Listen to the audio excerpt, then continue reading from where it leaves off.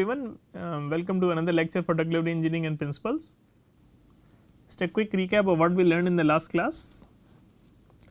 So, we were talking about oral administration, basically talking about how you can deliver drugs orally in a much more efficient way than the traditional ways such as capsules and tablets.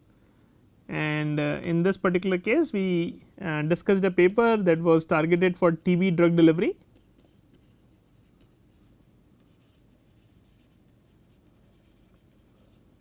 And this system contained of a very large object which basically had a retrieval signal on the ends and a nitinol wire that contained drug pills throughout its body, which can be then used to release drug over time. So, these authors of this paper showed that you can actually have such a system release drug over a period of 30 days. This was the time frame that they tried to test.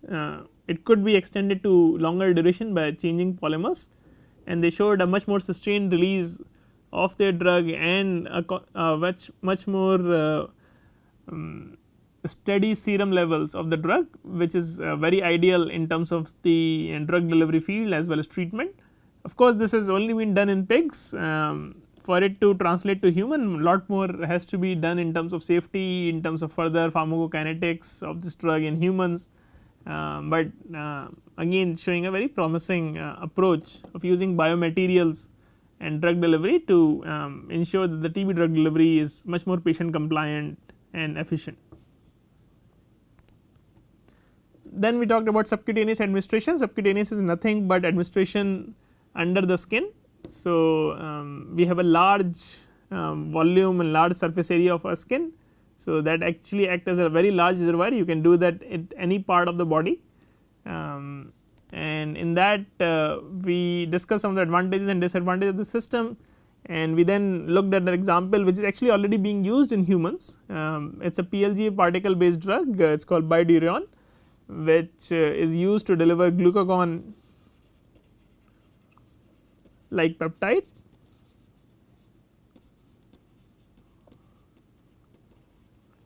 and it is effective for patients suffering from type 2 diabetes, where they have to take 2 injections a day normally, but with this particular formulation they only have to take once a week.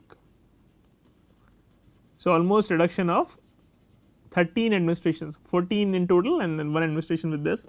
So, almost per week you are reducing 13 administrations, which improves the quality of the life quite a lot. Okay. So, let us move on to the next route that is very widely used, which is called intramuscular. Here are again some of the advantages that patients can administer the drug himself, although it requires some training to find the right muscle, but humans have quite a large muscles in their hips, in their thighs, also in their arms. So, those are the sites can be used to deliver drugs intramuscularly. Unlike subcutaneous, you can still deliver larger volumes. So, we said that for subcutaneous at a site you are limited with 2 ml, with something like intramuscular you can go all the way up to 5 ml if required, but again it is limited compared to let us say an oral route where you can deliver 100 of mils.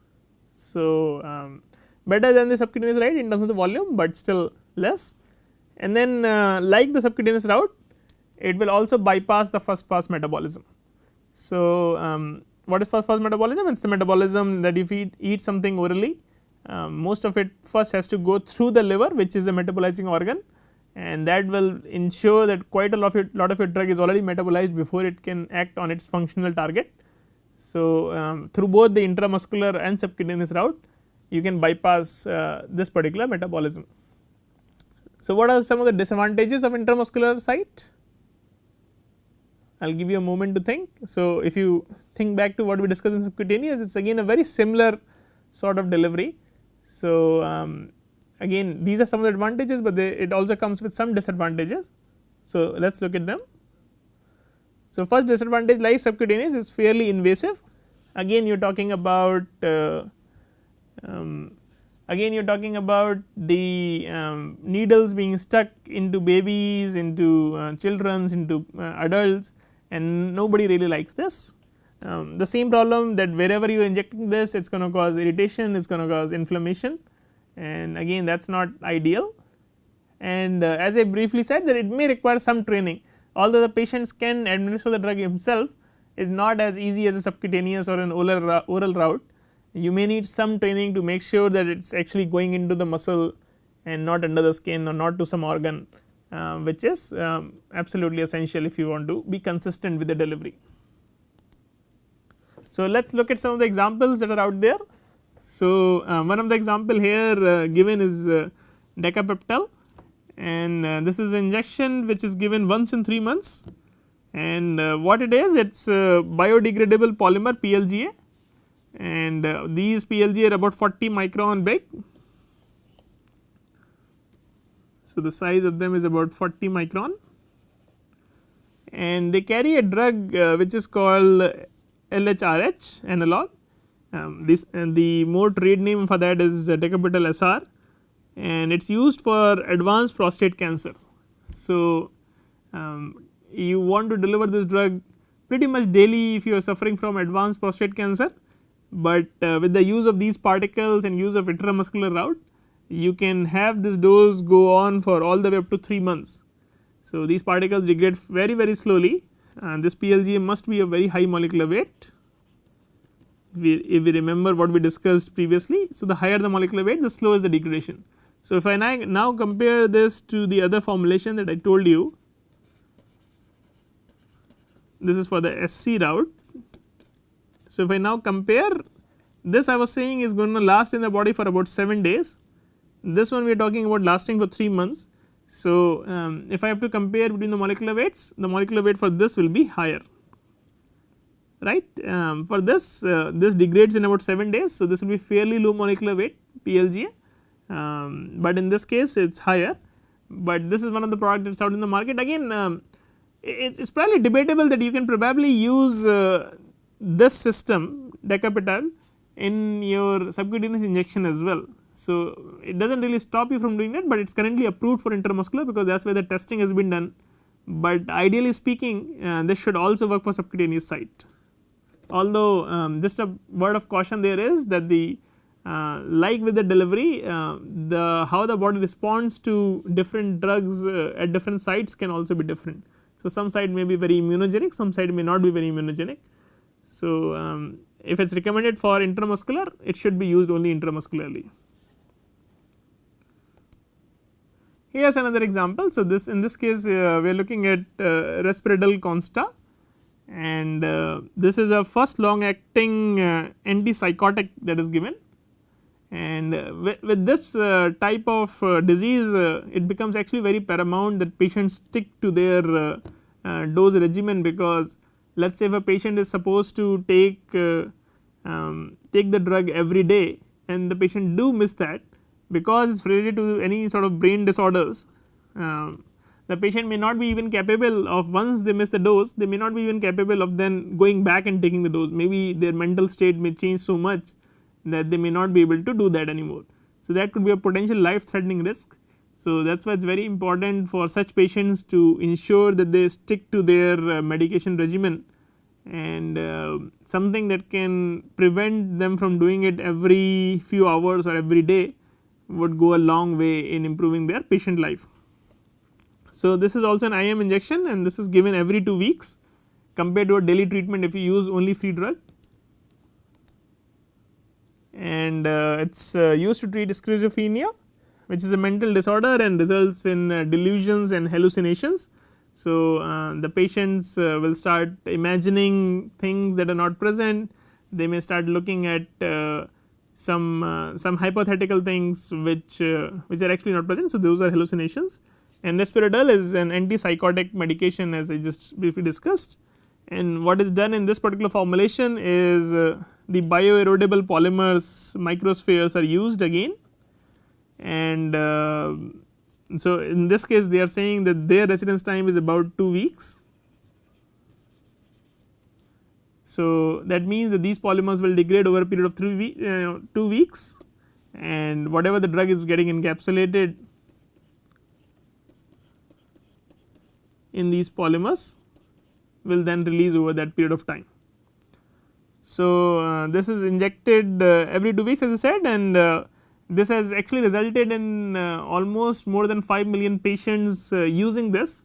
So, this is just a very classic example of how small little improvements and bioengineering can play a big role in improving patient lives by a huge margin.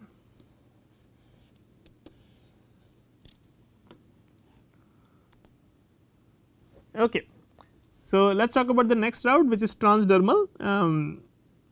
Again, as you can see from these pictures, this is something that we most of us have basically experienced this quite a bit. When we put creams on, when we are putting any kind of skin patches, this is nothing but a transdermal, which means through the skin. And some of the advantages of this is, first of all, it is a local effect.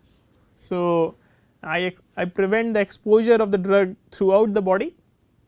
So, let us say if the drug is only on the skin, let us say if there is infection on the skin or some injury onto the skin, I do not really want the drug to go to all parts, because all of these external molecules may cause some toxicity.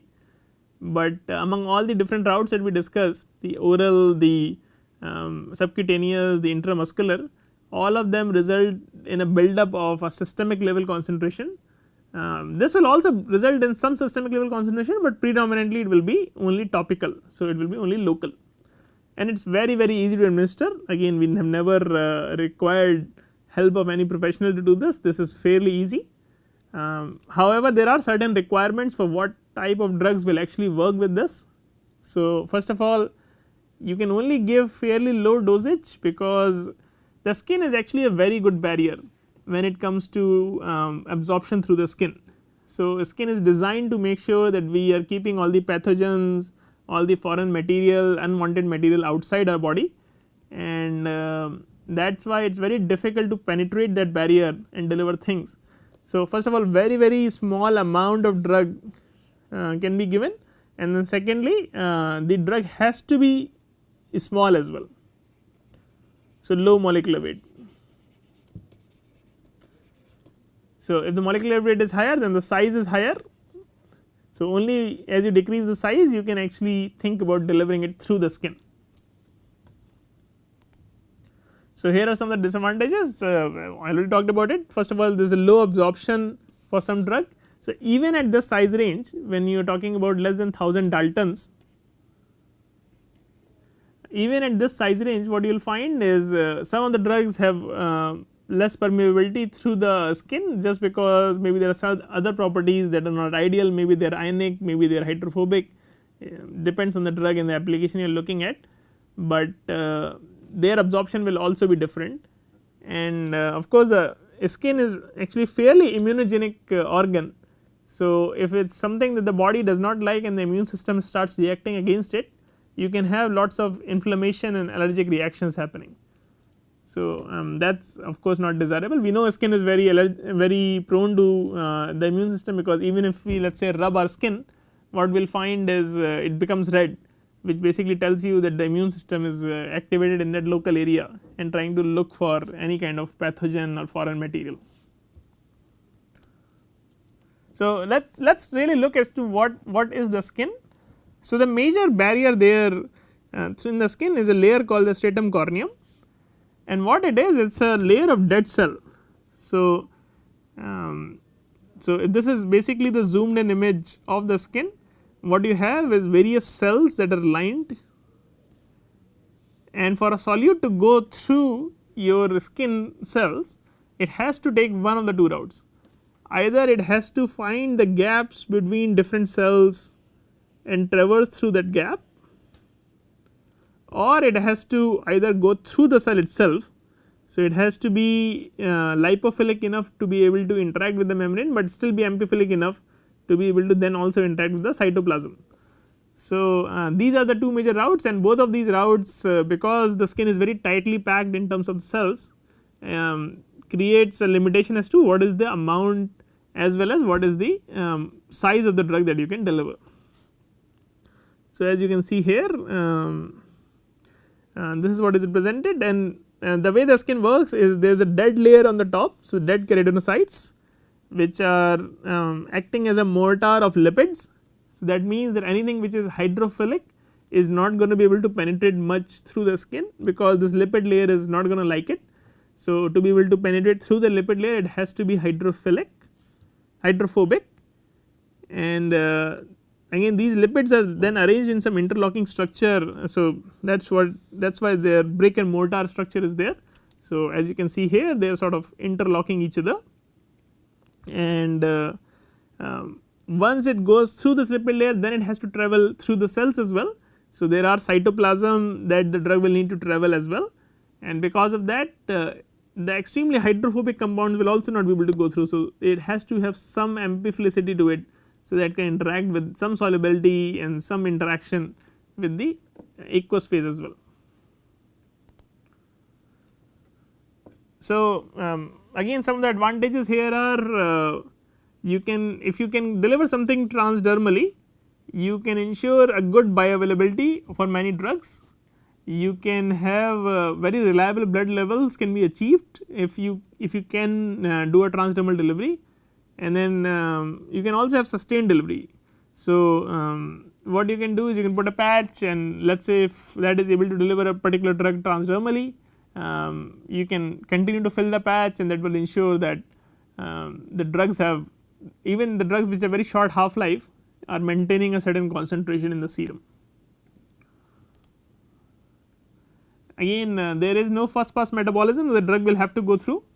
So, that is an advantage unlike in the oral route, similar to what subcutaneous and intramuscular were, you do not have to go through the liver in the very first go. So, these drugs have chance to interact with various targets before it reaches systemic circulation and goes through the liver. It is very non-invasive, it is very high patient compliant, all it is just application of either a patch or some cream, provides localization, and it is very easy to apply as well as remove. So, if you do not like it or if it is causing adverse reaction, you can easily remove it, unlike your intramuscular or subcutaneous route, where once you have injected your particles, they are there, you can't really remove them anymore. You can only inject more, but once it goes into that system, you can't remove that, but here you have much more control. So, since it is over the skin, you can easily remove it. And of course, since the involvement of the healthcare centers is much lower here, you can reduce the overall treatment cost as well. So, some more thing, let us talk about some major disadvantages. So, we briefly discussed about this already. The skin is impermeable to most substances, and the main barrier is that stratum corneum layer. So, pretty much 90% of the things that you want to deliver, 90 to 95% of the things will not be good enough to go through the skin. So, there is quite a bit of lag time before it reaches steady state.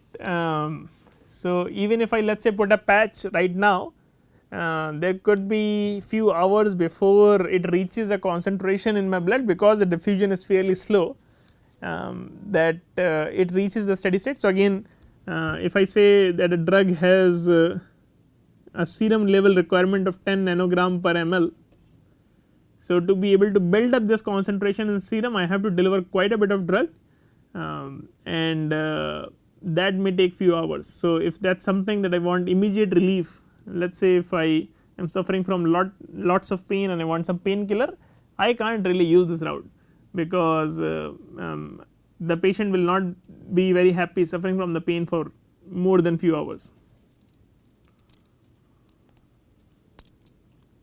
So, this is one of the disadvantages is, again we have discussed it briefly, is first of all only allows low dose requirements. So, you can't really build up a whole lot just because the diffusion is slow, and the clearance can be actually faster than your build up. So, typically what you have seen is, let us say if I inject something subcutaneously or intramuscularly and I measure the serum levels,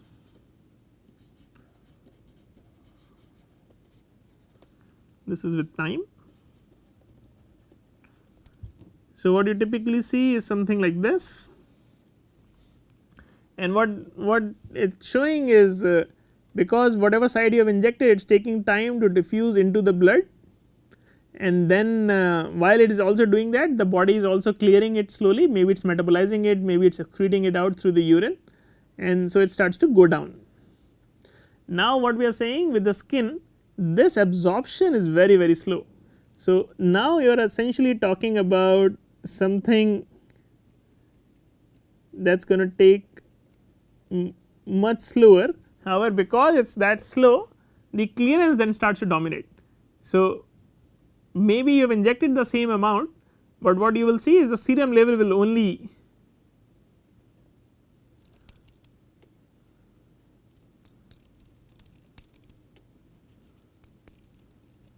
may only go something like this. So if you want something to reach a certain concentration which is high, it may not be possible with the transdermal delivery. Another disadvantage is there is a high skin permeability, that is need to have some both hydrophilicity and good lipophilicity, as we just discussed. So for any drug to have high permeability, it needs to be amphiphilic. So then that puts a requirement of only maybe the drugs which are amphiphilic can go through, and you may not be able to deliver all kinds of drugs. So as I said, only maybe 5% to 10% of the drug that you are exploring can go through the skin, and then even after that it has to be low molecular weight, because it needs to go through several barriers and the large molecules will not be able to diffuse through those. However, having said all that, there are now experiments and there are literature suggesting that you can enhance the skin permeability through various physical and chemical mechanisms. So, so that is feasible, and let's see what you can do. So before that, a couple of examples. So in this case, we are looking at some matrix type systems that are used.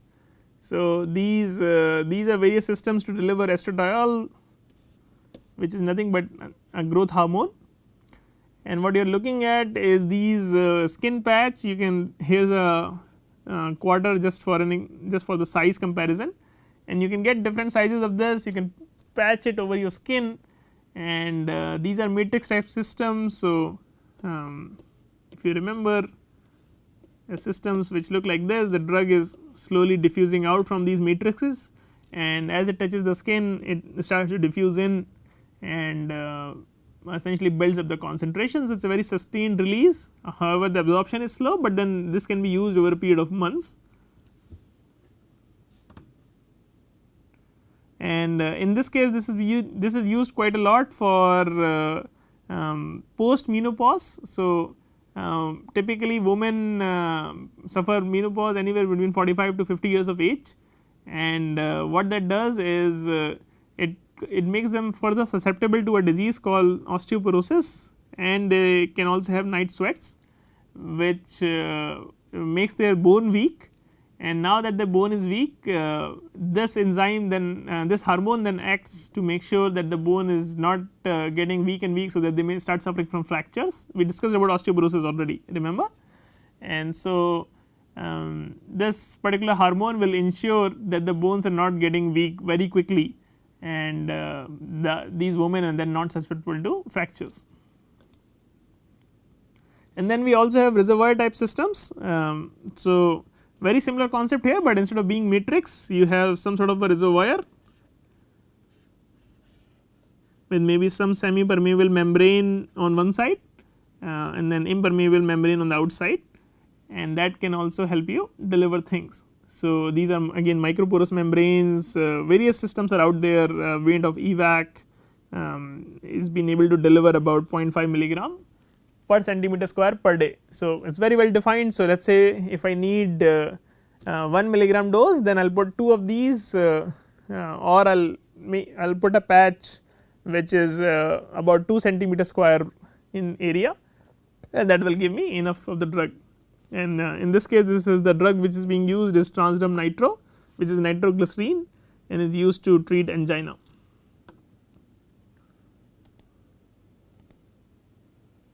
So let us talk about some more reservoir systems. So there are other examples as well. There is a transderm scope, which is nothing but it is something to prevent motion sickness. So, a lot of people suffer from motion sickness, where if they are, let us say, in bus for quite a long duration, they may start to feel nauseated and sick, and so to treat that, the drug is given. So, this could be over a period of long durations, right. I mean, if somebody is travelling, let us say, from north of India to all the way to south of India in buses or trains, it may take up to 2 to 3 days for them to travel that. So, these patches then become very useful. So, they can put these patches on their skin, and this will be effective for about 3 days, and that will help them not feel nauseated and be healthy during the travel. And then there are others, there is Nicoderm, which is delivering nicotine used by patients who want to leave smoking. So, you can slowly go away from smoking by using these patches. Then there are other examples for hypertension. Another example is Ketapres, this is given per week. So, quite a long duration you can use it for. And then we already talked about estradiol, but they are also available in reservoir type systems as well. Okay, well, we will stop here and we will continue this in the next class. Thank you.